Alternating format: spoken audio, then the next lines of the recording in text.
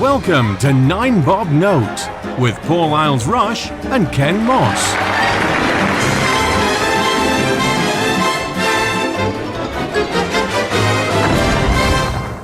Hello everybody and welcome to 9 Bob Note. I'm Paul. And I'm Ken. Hello there. Hi. What have you got for us this week, Paul? Fairytale of New York. I know where this is going. I'm not going to steal your thunder. It's December. The Christmas tunes are playing and all the radios and the shops. Have been for the past 4 months. Yeah. And I think Fairytale of New York is widely regarded as one of the best Christmas songs out there. Everyone loves it. I think it's the sort of drunken ramblings kind of thing. It's great to sing along to after a few beers when you can. And it's really nice.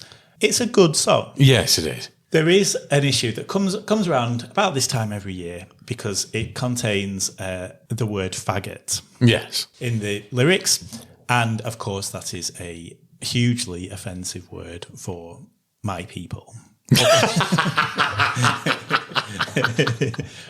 for some of my people. And so every year we have the same thing, which is that it's very similar to the poppy thing that happens around about October every year. People start posting that Facebook are trying to pull down pictures of poppies because it's deemed inappropriate. That doesn't happen. Facebook doesn't take pictures of poppies away. And also, similarly, there are very few people who complain about that word in the Fairytale of New York.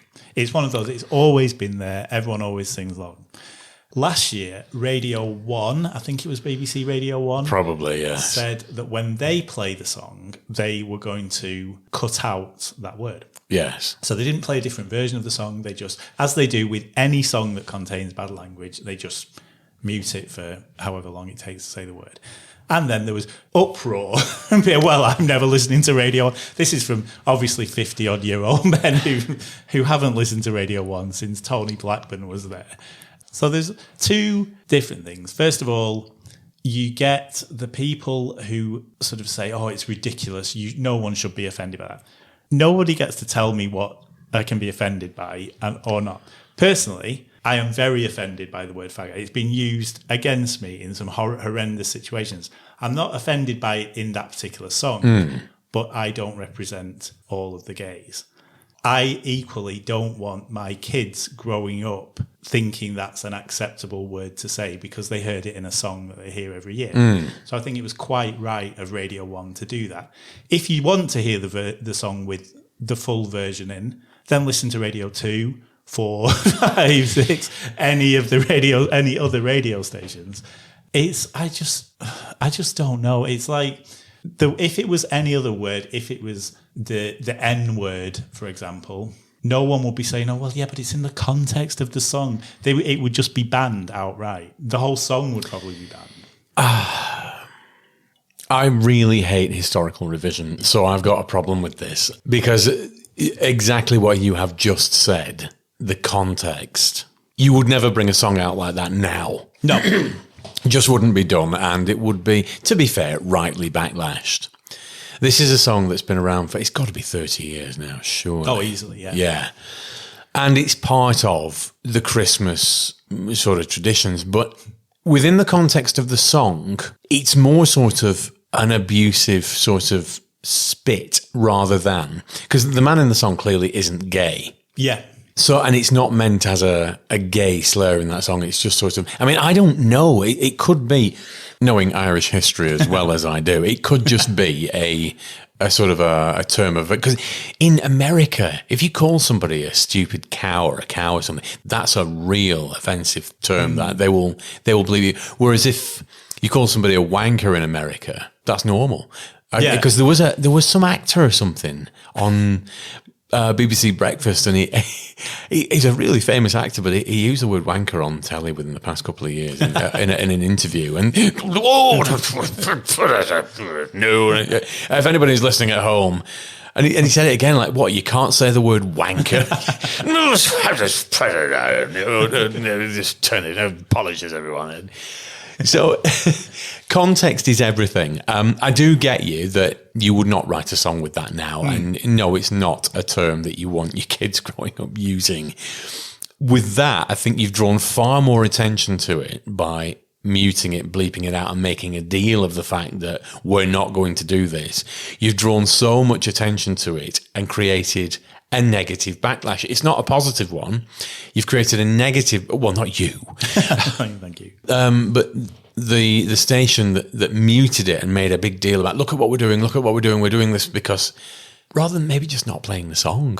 If you'd not played the song and never told anybody that you weren't going to do it, nobody would have noticed. They would have, because it's on everywhere. You can't get away from that song.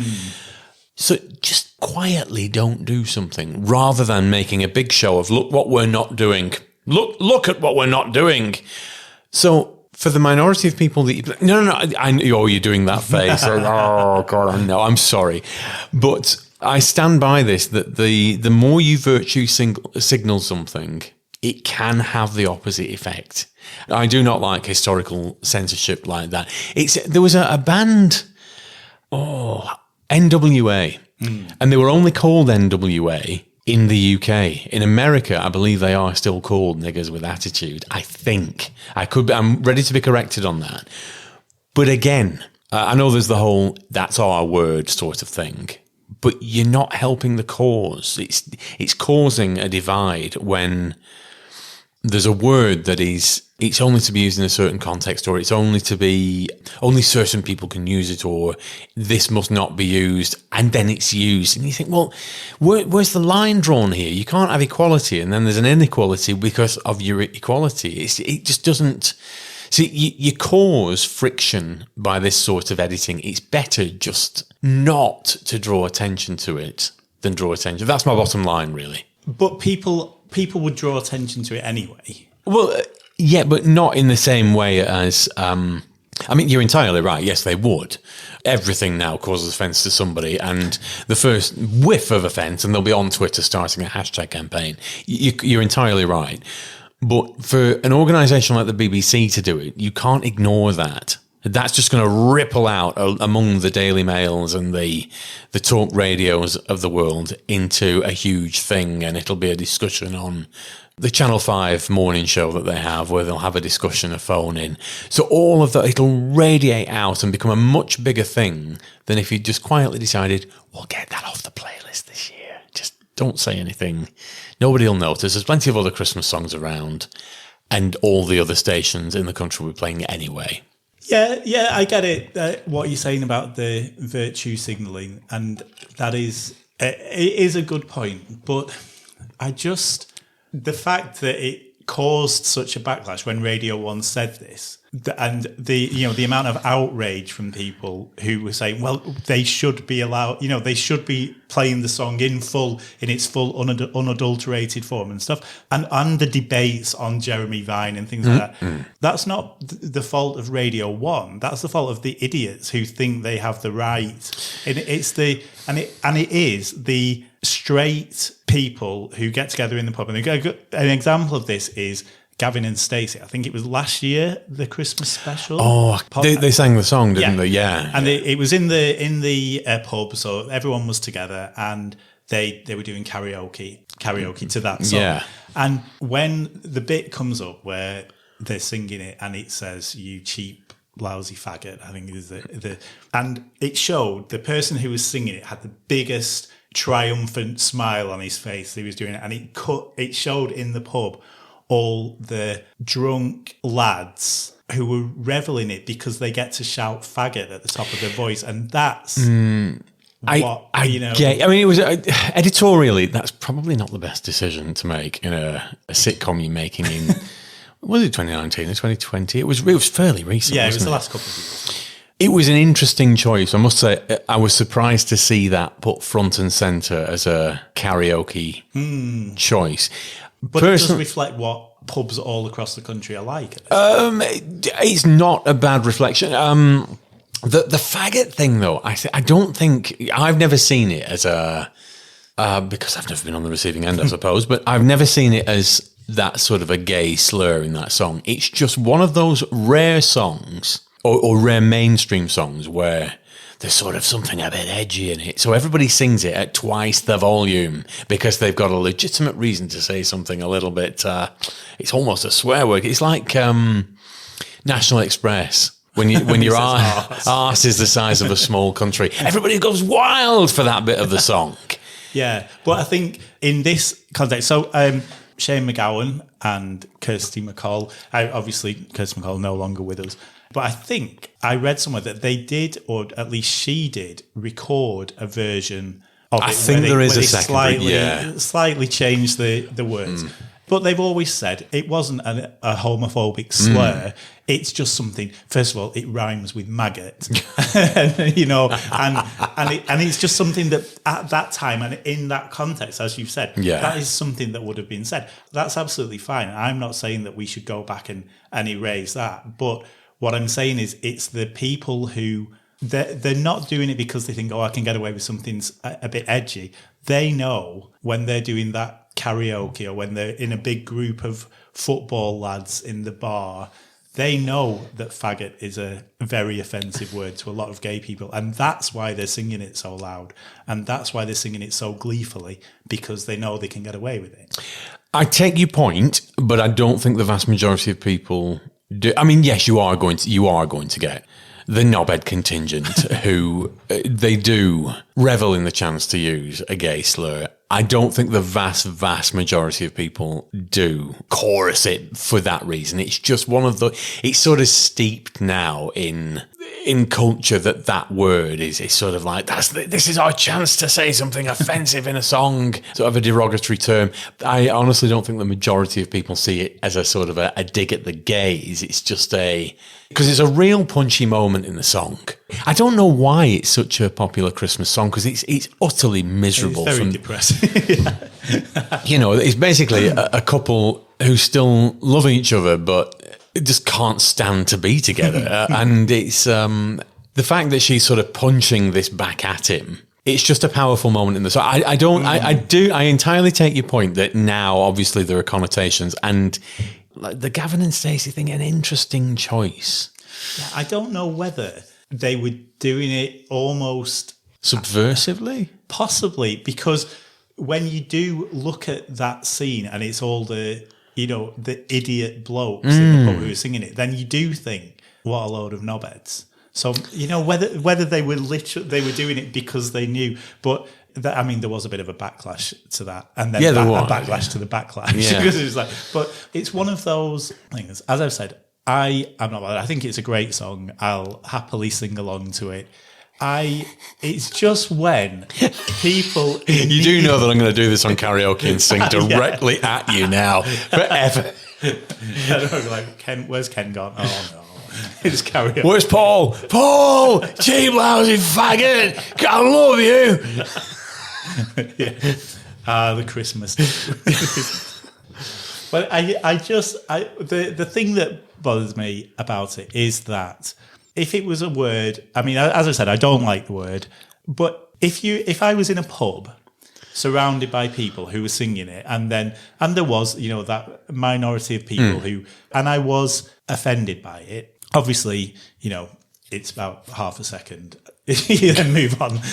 Mariah Carey comes on, everything's on. But who has the right to say, well, you can't be offended by that? You're not allowed to be offended. It's just a word. Because for a lot of people, it's not just a word. It's very offensive. No, you're quite right. Again, it's you don't get to say who's offended by what word. The only thing I would say as a caveat to that is, what I don't like is historical revision.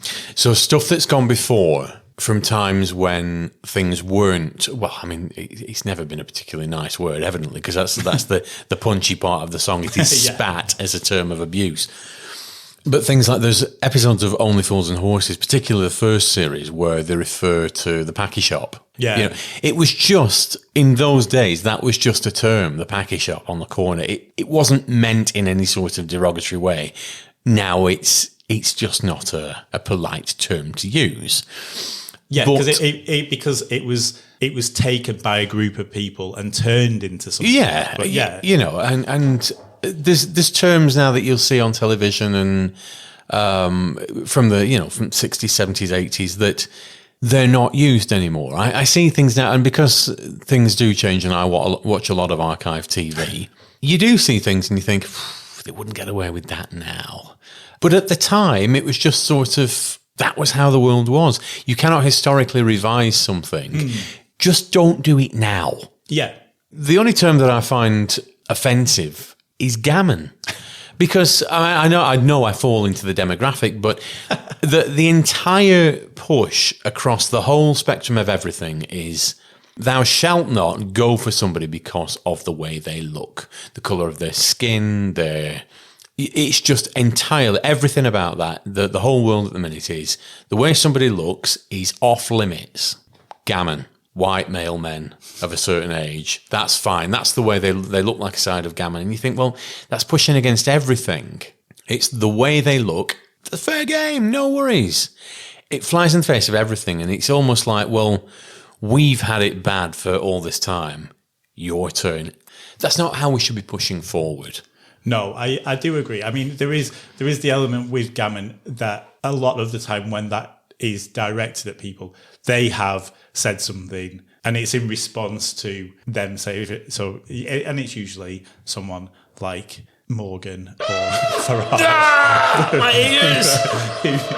who said something, and it is either based on some characteristics, or like the way they look, and they do it on purpose to get a reaction. Yeah, and then they get called gammon. And but I do get what you're saying, because it's like an eye for an eye, then, isn't it? It's like, well, that doesn't make you any better by saying you can't say anything about the way she looks, but I'm going to respond to that by making a comment about the way you look. Yeah, and adopting that. Yeah. It's the only thing, because I feel sorry for anybody called Karen, because I don't know where Karen came from as a source of that's a typical middle-aged woman. I don't know how Karen became adopted as the sort of female equivalent of gammon, but the gammon thing in particular, it's all based on looks, and I just think that it's going everything against what we're saying. It's nothing to do with faggots. Have you ever, speaking of, have you ever had a faggot? The food? No, no, I haven't. I've seen Mr. Brains. Yeah. I mean, even Mr. Brains, it just invites you into the yellow box, doesn't it?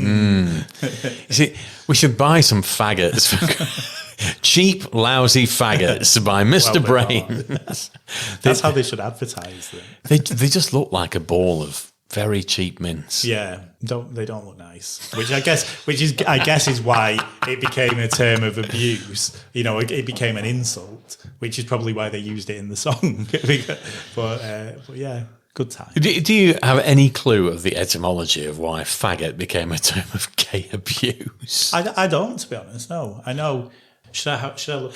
Yes, let's consult the oracle. I'll probably get banned from Google now. This is the word according to Wikipedia.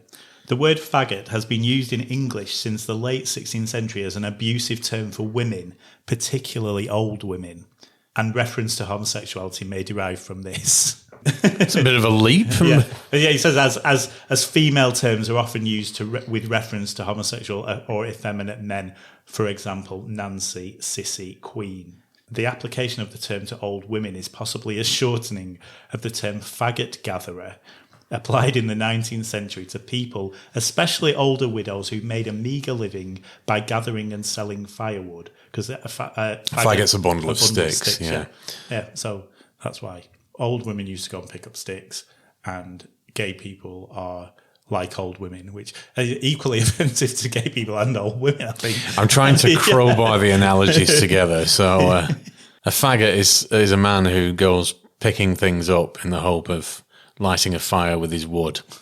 Yeah. There we go. We got there in the end. The Yiddish word fagely, which means little bird, has been claimed by some to be related to the American usage. Is it fagely or fagly? Well, I don't know. It's spelled fagely, but it could be fagly. Well, boys and girls, we've just given you a... Susie Dent would have been proud of that. Yes, thanks, Susie. Yes, so let's wrap this up in terms of feather boas. Are we deciding? We're deciding feather or not. The Fairy Tale of New York is what? Offensive or not offensive, or important or not, yeah, I'm not really sure because we've gone all around the house. Yeah. I think maybe people can be offended by it if they want. That nobody has the right to scream the word in any context in anyone's face. But I think we're also agreed that in the context of the song, it wasn't meant as a gay slur. And as long as you're just singing it as one of the words that goes along, absolutely fine. If you get to that part of the song and you turn to, as you threatened, and you turn to the nearest gay person and shout it in their face, that is strictly not allowed. But so yes. Yeah, so I don't know how we're going to rate it in Featherballers. So should we go middle of the road with 3? Let's just go 3 and call it a day. No, I do take that. I do take the point. It's not a term we want to propagate, but no, in this particular context, yeah, let it go. But if they want to beep it out. Possibly don't put a press release about it first. That would be my advice. Yes. So what have you got? Well, I think I've got a slightly linked, if somewhat tenuously, Twitter twatter. That's my opinion! This isn't one particular person. It's around about 10,000 people. So, I'm not going to name them individually. But this is something that I just don't get. And the reason why it's related is because we were talking about Gavin and Stacey, and this relates to James Corden. So a couple of weeks ago, they announced a few months ago that they were making a film of the musical Wicked. Wicked, yeah. And last month, they have announced the cast of the 2 main roles of Glinda and Elphaba, one of which is Ariana Grande, the other one I can't remember. But immediately on that announcement, a petition was set up and circulated on Twitter, which was signed by over 10,000 people to ask them not to cast James Corden in any role in the movie. Now, there's never been any speculation that he is going to be cast. There's no reason to suspect. And also, why can't he be in the film? I don't understand why all of a sudden do we hate James Corden? I've not quite got to the bottom of this because I do try as much as I can not to surf Twitter because it annoys the hell out of me. It's just filled to the brim with people who just hate. Mm-hmm. And I mean, he's become a big name in America. He's done quite well for himself. He's got his own... I'm not entirely sure how it's happened, but he's got his own chat show and it's doing very well. And he's on everything and he's in everything and he gets cast in a lot of things as bit parts. And it smacks very much of jealousy that this man has got. I mean, to be honest, I personally, what I've seen of him, certainly on the chat show, I find him vaguely irritating, not sort of Piers Morgan irritating, not that level. But I can't pin down why. But he's not somebody I actively. I mean, I just never will watch anything with Piers Morgan in. The only thing I ever made an exception for was an interview with Ronnie Corbett, right? Because I really wanted to see what he had to say about his life and it was etc. But it was a painful watch because Morgan is such an arsehole. Yes. But I don't get the strength and the weight of backlash against James Corden. I don't. I think I can only assume, like I say, that it's because he is in so much. He's done so well for himself, and people just can't stand it. The one thing people cannot stand more than anything else is if somebody's having a better life than they are. They'll do anything they can to bring it down. Yeah. James Corden was cast, I think, last year in a musical called Prom, and it was a Netflix musical, and it was produced by Ryan Murphy, who's the guy who done Glee, American Horror Story, all tons and tons of stuff. Ryan Murphy's gay. He cast James Corden. Gay man in the film industry. I know. Can you imagine? And he cast James Corden in this role as a gay man. Right. Okay. And in the film, this character was a sort of old like Broadway queen, so very camp, very effeminate, very over the top, arm waving, calling everyone darling. And he was obviously directed to do that by the gay director. Yes. And there was a huge backlash against Corden for playing up to gay stereotypes, when in fact he was just doing his job. But nobody mentioned to Ryan Murphy, who is supposedly a champion of gay rights, that it was him who'd put him in that position. So, yeah, I think... I don't understand what the backlash is. He's maybe done something very, very offensive. You know, he might have... I don't think he has. I think we'd have known. Or something. But yeah. Surely not. But yeah, as far as we know, he hasn't. So I don't think he deserves it. So all 10,000 people who signed that petition are going in the Twitter Twatter bin.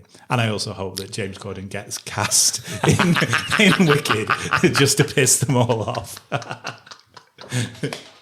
Excellent choice. On that festive note, we'll call it a day. We'll be back next week with another episode. See you then. Goodbye.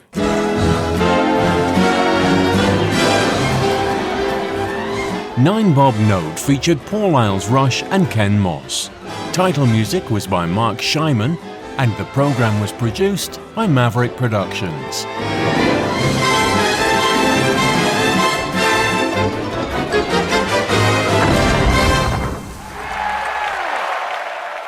For more information, please visit maverickproductionsuk.blogspot.com or find us on social media.